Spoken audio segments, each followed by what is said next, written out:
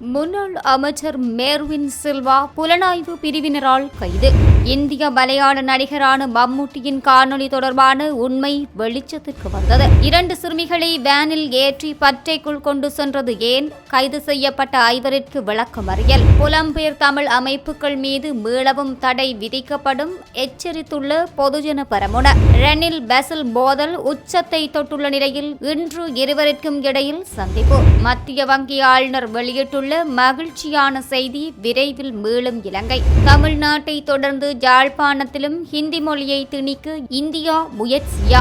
முன்னாள் நாடாளுமன்ற உறுப்பினர் மேர்வின் சில்வா குற்றப்புலனாய்வு திணைக்கள அதிகாரிகளினால் கைது செய்யப்பட்டுள்ளார். 2007 ஆண்டு ரூபவாகினி கூட்டுத்தாபன வளாகத்திற்குள் பலவந்தமாக நுழைந்த சம்பவம் தொடர்பில் சட்டமா அதிபரின் ஆலோசனையின் பெயரில் அவர் கைது செய்யப்பட்டதாக குறிப்பிடப்பட்டுள்ளது. மேர்வின் சில்வா கைது செய்யப்பட்டுள்ளதை குற்றவியல் விசாரணை திணைக்களத்தின் உயர் அதிகாரியொருவர் உறுதிப்படுத்தியுள்ளார். சட்டமா அதிபரின் ஆலோசனை கடந்த வாரம் குற்றவியல் விசாரணை திணைக்களத்திற்கு கிடைத்ததாக அந்த உயர் அதிகாரி மேலும் தெரிவித்துள்ளார். கொழும்பு புறக்கோட்டை பகுதியில் சிறு தொழில் வியாபாரிகளை நசுக்கும் செயற்பாட்டிற்கு எதிராக வியாபாரிகள் ஒன்றிணைந்து போராட்டம் ஒன்றினை முன்னெடுத்துள்ளனர். இந்த போராட்டத்தில் சிறு தொழில் வியாபாரிகளை நசுக்கும் செயற்பாட்டை நிறுத்துமாறு வலியுறுத்தப்பட்டிருந்தது. இலங்கையில் உள்ள இந்திய வியாபாரிகளை தடை செய்ய வேண்டாம் மற்றும் சிறு வியாபாரிகளின் உரிமைகளை நிலைநாட்ட வேண்டும் என பல கோரிக்கைகள் இதன்போது முன்வைக்கப்பட்டிருந்தன.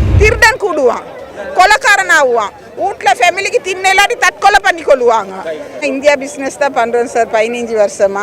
நாங்கள் 30 கிலோ சாமானம் தான் கொண்டாடுறோம். நாங்கள் அண்ணாமனம் ஒன்றுமே கொண்டாட இல்லை.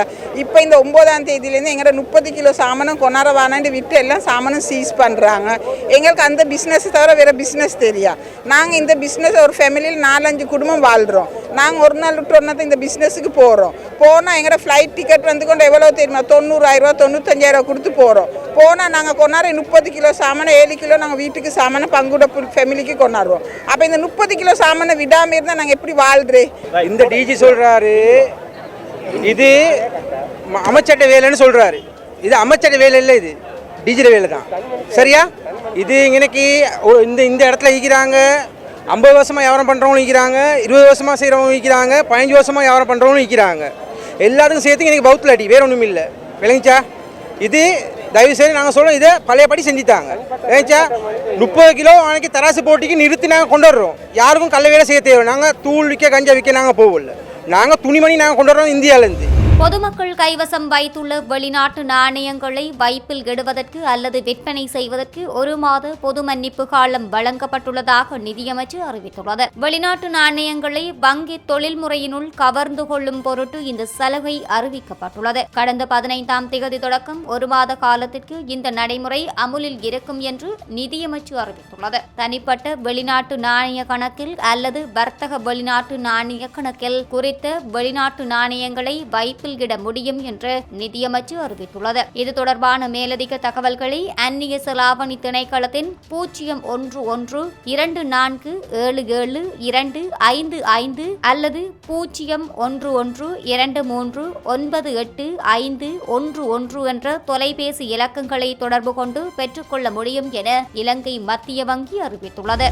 ஜனாதிபதி ரணில் விக்ரமசிங்கவிற்கும் பொதுஜன பெரமுனவின் தேசிய அமைப்பாளர் பெசல் ராஜபக்ஷவிற்கும் இடையிலான கலந்துரையாடல் ஒன்று இன்று நடைபெறவுள்ளது. ஐக்கிய தேசிய கட்சியின் தலைவர் ரணில் விக்ரமசிங்க நாடாளுமன்றத்தின் ஊடாக ஜனாதிபதியாக தெரிவு செய்யப்பட்டதை தொடர்ந்து ஜனாதிபதிக்கும் பெசல் ராஜபக்ஷவிற்கும் இடையில் இன்று முதலாவது சந்திப்பு இடம்பெறவுள்ளது. நாடாளுமன்றத்தில் அங்கம் வகிக்கும் சகல கட்சிகளையும் ஒன்றிணைத்து சர்வகட்சி அரசாங்கத்தை ஸ்தாபிக்க ஜனாதிபதி முன்னெடுக்கும் செயற்பாடுகள், பொதுஜன பெரமுனவின் நிலைப்பாடு உள்ளிட்ட பல்வேறு விடயங்கள் தொடர்பில் அவதானம் செலுத்தப்படும் என எதிர்பார்க்கப்படுகின்றது. பொதுஜன பெரமுனவின் பெரும்பாலான உறுப்பினர்களுக்கு அமைச்சு பதவிகளை வழங்குவது தொடர்பில் பிரதமர் தினேஷ் குணவர்த்தனவிடம் பொதுஜன பெரமுனவின் தேசிய அமைப்பாளர் பெசல் ராஜபக்ஷ முன்வைத்த கோரிக்கை தொடர்பாகவும் கலந்துரையாடப்படும் என தெரிவிக்கப்பட்டுள்ளது. முன்னாள் ஜனாதிபதி கோட்டபய ராஜபக்ஷவை பாதுகாக்க வேண்டியது அனைவரினதும் பொறுப்பாகும் என ஜனநாயக இடதுசாரி முன்னணியின் தலைவரும் நாடாளுமன்ற உறுப்பினருமான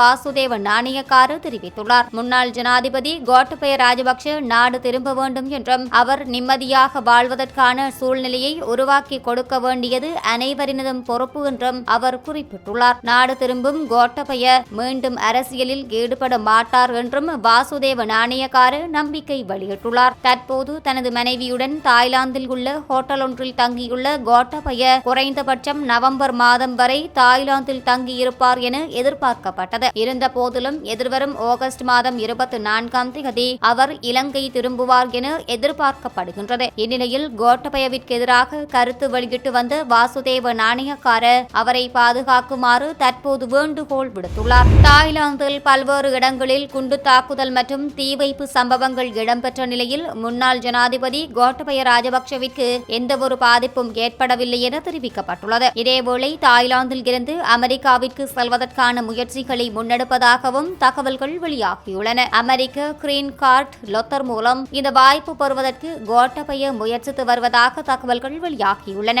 கோட்டபயவின் மனைவியான அயோமா ராஜபக்ஷ தற்போதும் அமெரிக்க குடியுரிமையுடன் உள்ள நிலையில் முன்னாள் ஜனாதிபதி கிரீன் கார்டு லொட்டரிக்கு விண்ணப்பிக்க முடியும் என தெரிவிக்கப்பட்டுள்ளது. இந்த நிலையில் அமெரிக்காவில் உள்ள அவரது சட்டத்தரணிகள் இதற்கான விண்ணப்ப நடைமுறையை கடந்த மாதம் ஆரம்பித்துள்ளதாக உயர்மட்ட தகவல்களை ஆதாரம் காட்டி தகவல்கள் வெளியாகியுள்ளன.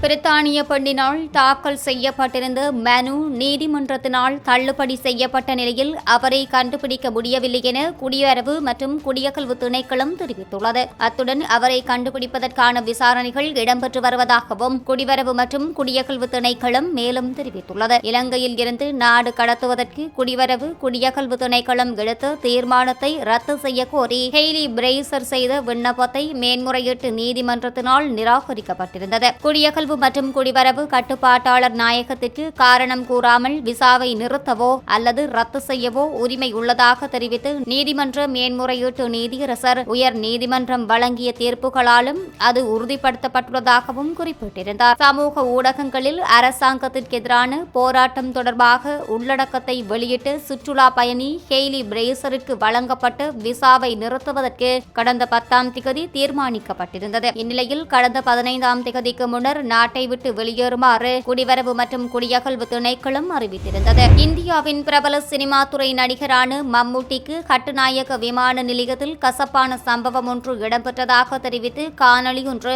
சமூக வலைதளங்களில் அதிகமாக பகிரப்படுகின்றது. ஆனால் அந்த காணொலி அவரது படப்பிடிப்பில் எடுக்கப்பட்ட காட்சி என்பது தற்போது தெளிவாகியுள்ளது. இந்தியாவில் மலையாள சினிமாவின் சூப்பர் ஸ்டாராக திகழ்ந்து வருபவர் நடிகர் மம்முட்டி. நேற்றைய தினம் படப்பிடிப்பிற்காக இலங்கைக்கு வருகை தந்திருந்ததுடன் அவரை இலங்கையின் சுற்றுலா சபையின் தலைவர் வரவேற்றிருந்தார். பின்னர் கட்டுநாயக்க விமான நிலைய வளாகத்தில் நடைபெற்ற படத்தின் படப்பிடிப்பில் மம்முட்டி கலந்து கொண்டார். இதன்போது மம்முட்டியை அழைத்து செல்வதற்காக விமான நிலையத்தில் தாமதமாக வந்த நபர் மம்முட்டி யார் என்று தெரியாமல் கையில் பெயர் எழுதிய பதாகையுடன் இறங்கி செல்லும் காட்சியும் அத்துடன் அவ்வாறு செல்ல முற்பட்ட நபரை மம்முட்டி அழைத்து தன்னை அடையாளப்படுத்தியிருந்தமையும் குறிப்பிடத்தக்கது. இது அவரது படத்திற்காக வடிவமைக்கப்பட்ட காட்சி என்பதும் குறிப்பிடத்தக்கது.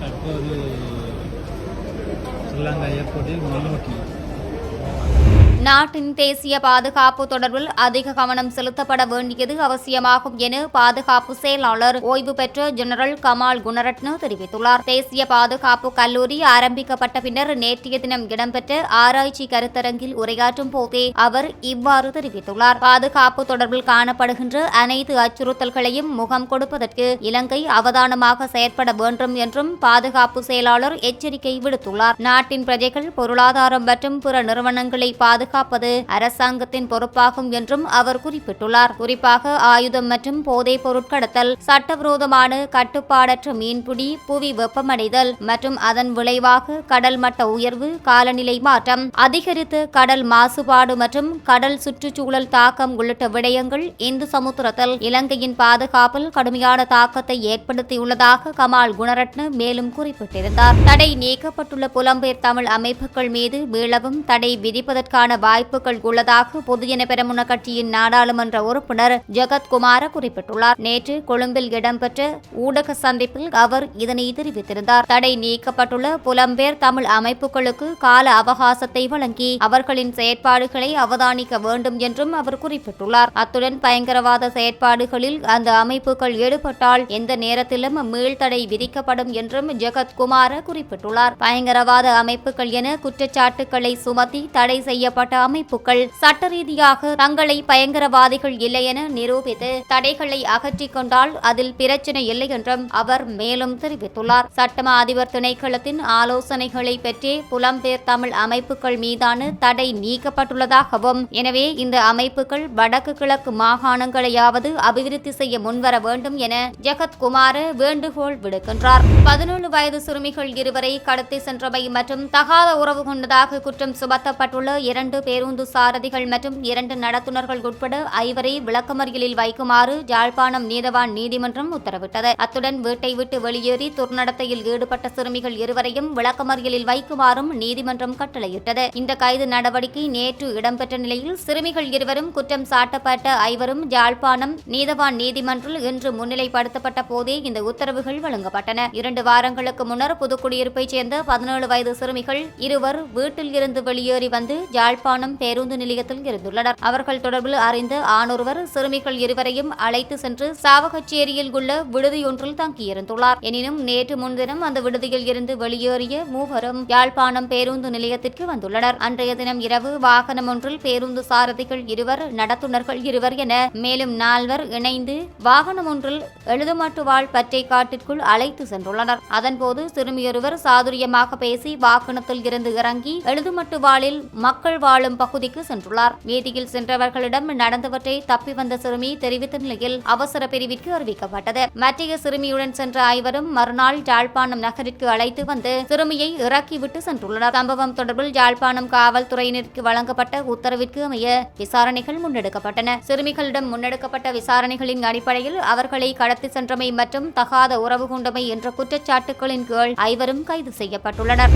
நாட்டில் இந்த வாரம் பல்வேறுபட்ட அரசியல் மற்றும் பொருளாதாரம் சார் மாற்றங்கள் இடம்பெற்று வருகின்றது. அந்த வகையில் யாழ்ப்பாணத்தில் உள்ள பிரபல பாடசாலை ஒன்றில் இந்தியாவின் தேசிய மொழியான ஹிந்தியை பயில்வதற்கு வகுப்புகள் ஆரம்பிக்கப்பட்டுள்ளன. இந்தியாவின் 75வது சுதந்திர தினத்தை முன்னிட்டு யாழ் இந்திய துணை தூதரகத்தின் ஏற்பாட்டில் இன்றைய தினம் காலை யாழ் இந்து கல்லூரியிலேயே குறித்த ஹிந்தி மொழி வகுப்புகளின் ஆரம்ப நிகழ்வு நடைபெற்றது. இந்நிகழ்வில் இந்திய தூதரக அதிகாரிகள், பாடசாலை ஆசிரியர்கள், அரசு அதிகாரிகள், மாணவர்கள் என பலரும் கலந்து கொண்டனர். காலி முகத்திடல் போராட்டத்தின் முன்னணி செயற்பாட்டாளராக செயற்பட்டிருந்த ரெட்டா என அழைக்கப்படும் ரதிந்து சேனாரத்னவின் தனிப்பட்ட வங்கி கணக்கில் 50 லட்சம் ரூபாவை வைப்பில் இட்ட நபரை இனங்கண்டுள்ளதாக கொழும்பு குற்றப்புலனாய்வு பிரிவினர் தெரிவித்துள்ளனர். குற்றப்புலனாய்வு பிரிவிற்கு விசாரணைக்காக நேற்று சந்தேக நபர் அழைக்கப்பட்டிருந்த போதும் அவர் முன்னிலையாகவில்லை என்பதும் குறிப்பிடத்தக்கது. ஜாகல பிரதேசத்தில் அமைந்துள்ள தனியார் வங்கி கிளையொன்றில் உள்ள ரதிந்து சேனாரத்ன பிரத்யேக சேமிப்பு கணக்கில் இந்த பணம் வைப்பிலிடப்பட்டிருந்தது. பணம் வைப்பு செய்யப்பட்ட அதே நாளில் ரதிந்து சேனாரத்னவும் சம்பவம் குறித்து தனியார் வங்கியில் முறைப்பாடு செய்திருந்தார். பின்னர் அவர் தனது தனிப்பட்ட முக புத்தகத்திலும் இது தொடர்பான